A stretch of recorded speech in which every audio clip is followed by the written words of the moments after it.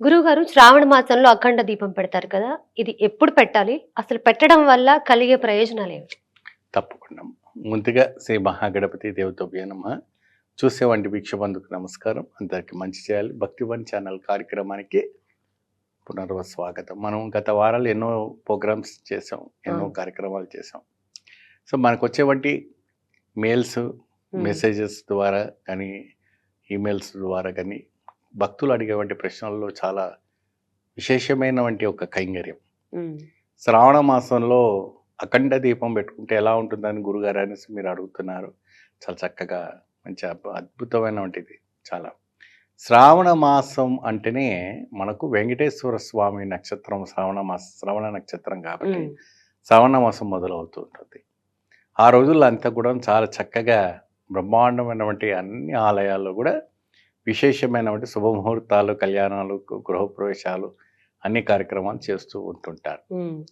అదే విధానంగా అక్కడ లక్ష్మీదేవికి కానీ వైభవ లక్ష్మి హ్మ్. లేదంటే లలితాంబికాదేవి కానీ వారాయణ అమ్మవారు కానీ ఎవరైనా కూడా ఈ యొక్క వారాయణ ఏంటి అమ్మవారు అంటే మళ్ళీ లలితాంబికాదేవి నుంచి పరాంశగా పుట్టినవంటి అష్టదేవతల్లో ఈవిడొకటి హుహు. హ్మ్. అంశ వారాయణమ్మ. లలితాంబికాదేవి నుంచి హ్మ్. అంశలో పుట్టినవంటి అమ్మ ఆవిడ ఓకే. గారు. అంశ హ్మ్. అంటే ఏంటంటే ఒక్కొక్క శక్తికి ఒక్కొక్క ఇదిగా అవతారం ఎత్తుతూ ఉంటుంటారు. అయితే ఇక్కడ మనం ఏం చేయాలంటే ఒక పటం పెట్టుకోవాలి. హ్మ్. లలితాంబికనో, గజ గజాంబికనో, లేదంటే మూగాంబికనో, లేకపోతే గజలక్ష్మినో, సరస్వతినో, లక్ష్మినో, దుర్గానో మన ఇష్ట దైవం. హ్మ్. ఏ దైవాన్ని పెట్టుకొని చక్కగా శ్రావణ మాసం అంతా కూడాను కింద ఏం చేస్తారంటే ఒక గల్లుప్పు పొయ్యాలి. హ్మ్. గల్లుప్పు పోసి ఒక ఆకు పెట్టి గల్లుప్పు పోసిన తర్వాత ఒక మట్టి ప్రమిద పెట్టి ఓకే. ఆ మట్టి ప్రమిదల్లో పెట్టిన తర్వాత తామర వత్తులు, జిల్లేడు వత్తులు 2 కూడా కలపాలి. హుహు. హ్మ్. తామర వత్తులు, జిల్లేడు వత్తులు. జిల్లేడు వత్తులు 2 కలిపి చక్కగా విప్ప నూనె, వేప నూనె 2 కలిపి పోయాలి. హుహు. ఇక్కడ ఆవు నెయ్యి గాని, మన నువ్వుల నూనె గాని వేయకూడదు. ఓకే. విప్ప నూనె, వేప నూనె ఇవి 2 కూడాను పోసి చక్కగా ఈ యొక్క వత్తులు పెట్టి చక్కగా దీపారాధన చేసుకొని నిండుగా పోసి పెట్టేస్తే అఖండంగా దాన్ని ఆరిపోకుండా ఒక గ్లాస్ బౌల్స్ ఇవాళ ఈ రోజుల్లో దొరుకుతుంది మనకి. అవును. అవును. కవర్ ఫ్యాన్ వేసిన గాలికి ఇది ఆరిపోకుండా. ఆరిపోదు. అవును. అటువంటి శ్రావణ మాసం మొత్తం కూడా మీరు పెట్టి చూడండి. హ్మ్. మీ ఇంట్లో శుభవార్త వింటారు. అబ్బా! హ్మ్. ఎటువంటి అయినా కూడా ఏదైనా మీ పిల్లల ఎడ్యుకేషన్ కావచ్చు, మీ యొక్క హ్మ్.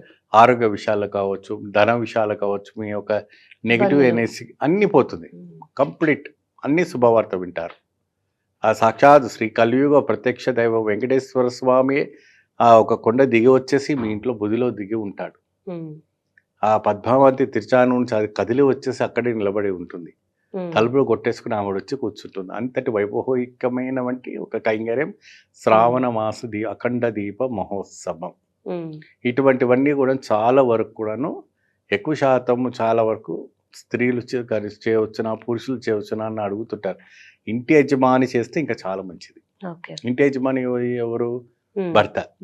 భర్త. ఆ! ఆ భర్త ఏం చేయాలి? ఆయన రోజు సంపాదించుకొని తీసుకొస్తున్నాడు కాబట్టి, హ్మ్. సంసారాన్ని ముందుగా సాగిపిస్తున్నాడు కాబట్టి, ఆ భర్త అనేది ఆ ఇంట్లో ఉండాలి. హ్మ్. ఆ ఇంట్లో ఆయన వెలిగించాడనుకోండి, చక్కగా అద్భుతమైనటువంటి చాలా విశేషమైనటువంటి తెల్ల జిల్లేడు వత్తులు ఏమో తామర వత్తులు ఇవి 2 కూడా కలిపితే చాలా విశేషమైనటువంటి దీంట్లో చూడండి.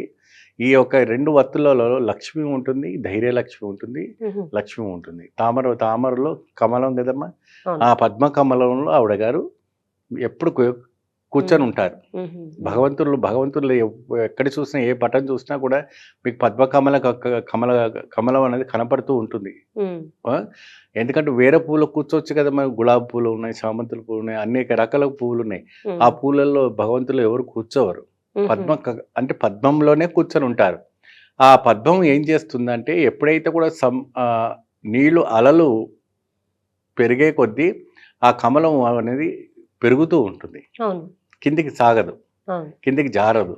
కాబట్టి జీవితంలో కూడాను ఇటువంటి ఎగుదిగులు వచ్చినప్పుడు మీ యొక్క జీవితాన్ని కూడా పైకి ఎదగాలని చెప్పి హ్మ్. ఆ ఒక పద్మంలో కూర్చున్నటువంటి భగవంతుడు అంటే బ్రహ్మనైనా కావచ్చు, లక్ష్మీదేవి కావచ్చు, ఇంకెవరైనా కావచ్చు.